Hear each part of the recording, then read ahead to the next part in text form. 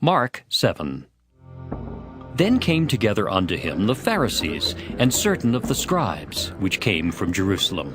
And when they saw some of his disciples eat bread with defiled, that is to say, with unwashen hands, they found fault. For the Pharisees and all the Jews, except they wash their hands oft, eat not, holding the tradition of the elders.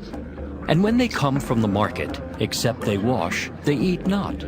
And many other things there be, which they have received to hold, as the washing of cups and pots, brazen vessels, and of tables. Then the Pharisees and scribes asked him, Why walk not thy disciples according to the tradition of the elders, but eat bread with unwashen hands? He answered and said unto them, Well hath Esaias prophesied of you hypocrites.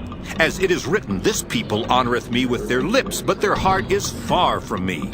Howbeit in vain do they worship me, teaching for doctrines the commandments of men.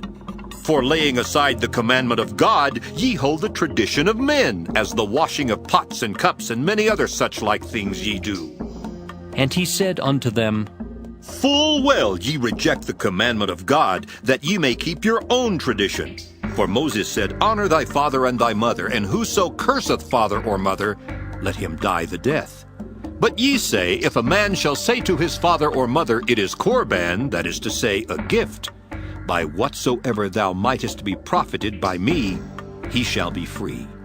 And ye suffer him no more to do aught for his father or his mother, making the word of God of none effect through your tradition, which ye have delivered, and many such like things do ye. And when he had called all the people unto him, he said unto them, Hearken unto me, every one of you, and understand. There is nothing from without a man that entering into him can defile him, but the things which come out of him, those are they that defile the man. If any man have ears to hear, let him hear. And when he was entered into the house from the people, his disciples asked him concerning the parable. And he saith unto them, Are ye so without understanding also? Do ye not perceive that whatsoever thing from without entereth into the man, it cannot defile him? Because it entereth not into his heart, but into the belly, and goeth out into the draught, purging all meats? And he said, That which cometh out of the man, that defileth the man. For from within, out of the heart of men, proceed evil thoughts, adulteries, fornications, murders, thefts, covetousness, wickedness, deceit, lasciviousness, an evil eye, blasphemy, pride, foolishness. All these evil things come from within and defile the man. And from thence he arose and went into the borders of Tyre and Sidon, and entered into an house, and would have no man know it, but he could not be hid.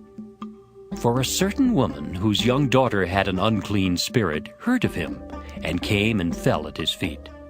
The woman was a Greek, a Syrophoenician by nation, and she besought him that he would cast forth the devil out of her daughter.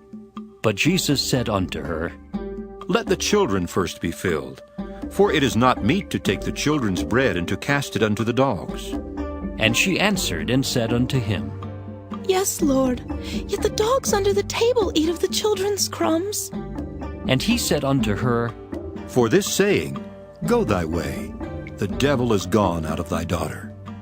And when she was come to her house, she found the devil gone out, and her daughter laid upon the bed. And again, departing from the coasts of Tyre and Sidon, he came unto the sea of Galilee, through the midst of the coasts of Decapolis. And they bring unto him one that was deaf, and had an impediment in his speech, and they beseech him to put his hand upon him. And he took him aside from the multitude, and put his fingers into his ears, and he spit and touched his tongue.